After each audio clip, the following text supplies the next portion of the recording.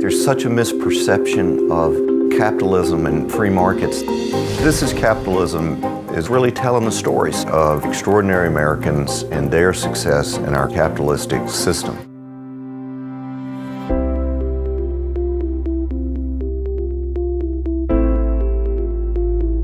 Well, in the same poll, they were talking about the words young people, the millennials, associate with capitalism are corrupt, greed, and control.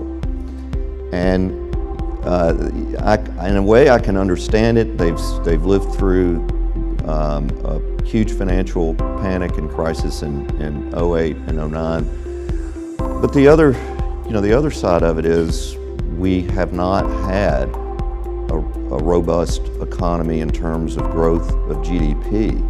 So they've never experienced a growing economy growing faster than 2%. You know, if you're 30 years old, you've never had an economy that really grew over 2% per annum for a decade.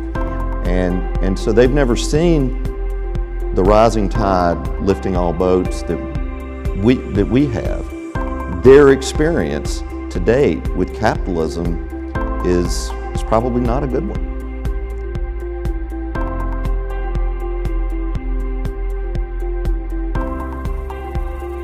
Generally speaking, from the country, I think we're forcing more capital sources into a smaller and smaller group. PE firms, family offices, venture capital, accredited investor types.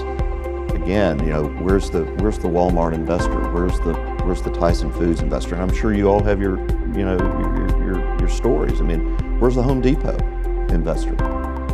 Where are those stories? Well, they're not happening. And so, again, when people rail against the 1% or the top percent, I understand it. I get it. They're getting shut out. But again, I think the implications for the country and future generations, when they look and see, can I participate in this system? We're not doing a good job of letting them participate.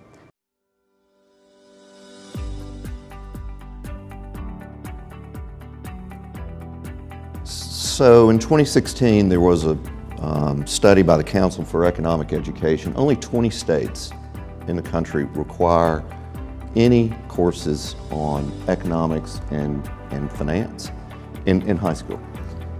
I don't care if you're graduating people that are art majors, that are going to be journalists.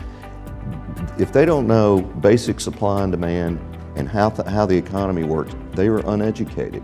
And again, I think it behooves all of us in this room to work with people in our various communities and states to improve economic education and literacy.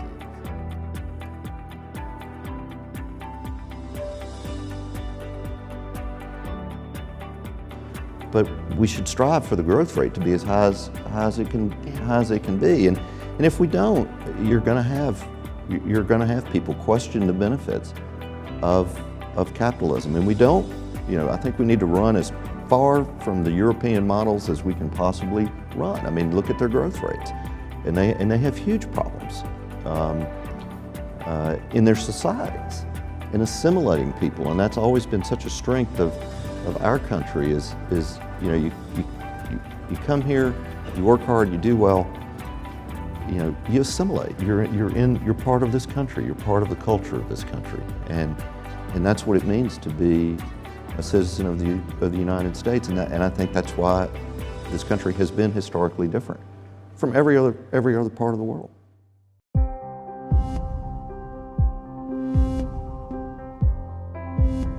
Well, I want to tell the positive side of capitalism, and I want particularly the millennial generation to see capitalism as the great equalizer.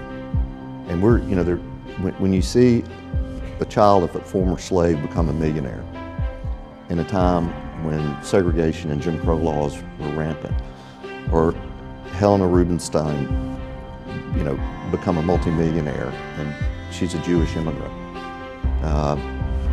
or Sam Walton in backwater rural Arkansas create a magnificent company. it's the equalizer. And that's what I want them to see. Anybody can do it. And so, when millennials who want to give back and want to be involved in their community, we have to sell them on, here's the best way to do that. Here's the best way to do that. Go out, be successful in a free enterprise capitalistic system. Then you will have the means to do whatever you want. And it's your choice what to do with your money. It's not the government's choice. It's not some big overarching plan. It's your choice.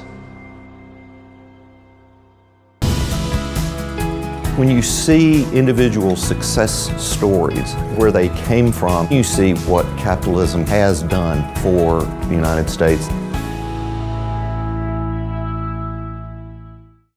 To learn more about the capital markets, head to projectinvested.com.